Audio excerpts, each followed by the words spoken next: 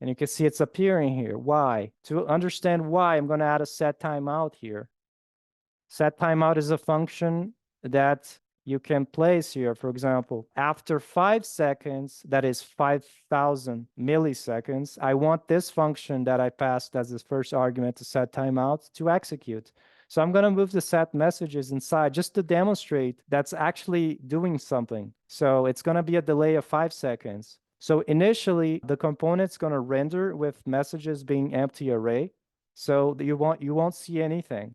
Because it finished rendering, it's going to call the useEffect here. And it's going to call setTimeout, and it's going to wait for 5 seconds. And then it's going to call set messages and finally set them. Let's save and see that. Let me refresh. Wait 5 seconds. There you go. So 5 seconds later, finally set messages was called. And you can see the moment you change the state, set messages is a function that changes the state for the messages. It changes to the array of 3 elements. That moment that happens, React knows, hey, the state was changed, we must re-render. Therefore, now messages with the 3 elements will be rendered here because the map operation will see there's 3 elements and will render a div for each. That's why it appeared there. So in the DOM, everything is automatically updated for you. If you were to inspect that with the dev tools, you could see the DOM changed because React is in charge of doing that change for you. You don't have to worry about the DOM at all. That's all taken care of by React.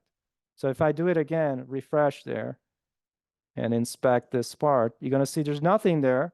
After 5 seconds, you're going to see it injected all the divs with the class message there.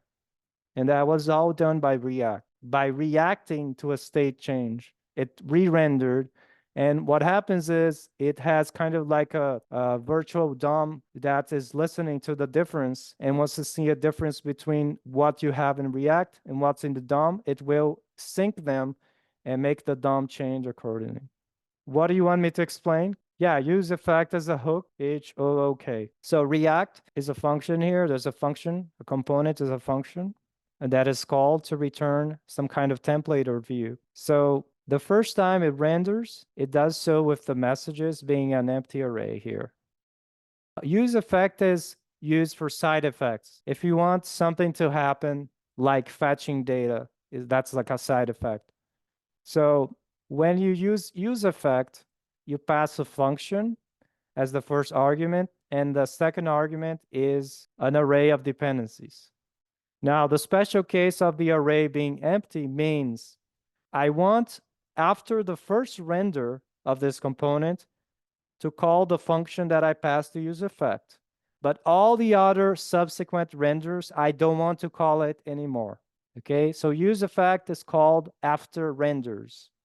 If you want something to happen after the component renders, like the fetching of data, on the initial render, you fetch the data.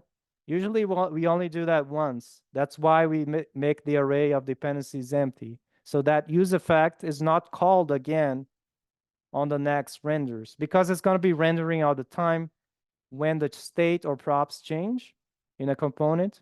And we don't want to be refetching the same data over and over. It's just once, just in the beginning. No, it's not render once. It will be the function called by useEffect will be called after the first render if you just pass, only after the first render if you pass an empty array. So we want to do something after the first render. What we do, useEffect, pass a function, and the second argument is an empty array. That's it. It only calls this once and after the very first render. No more after that. If the component renders again, it will not call this.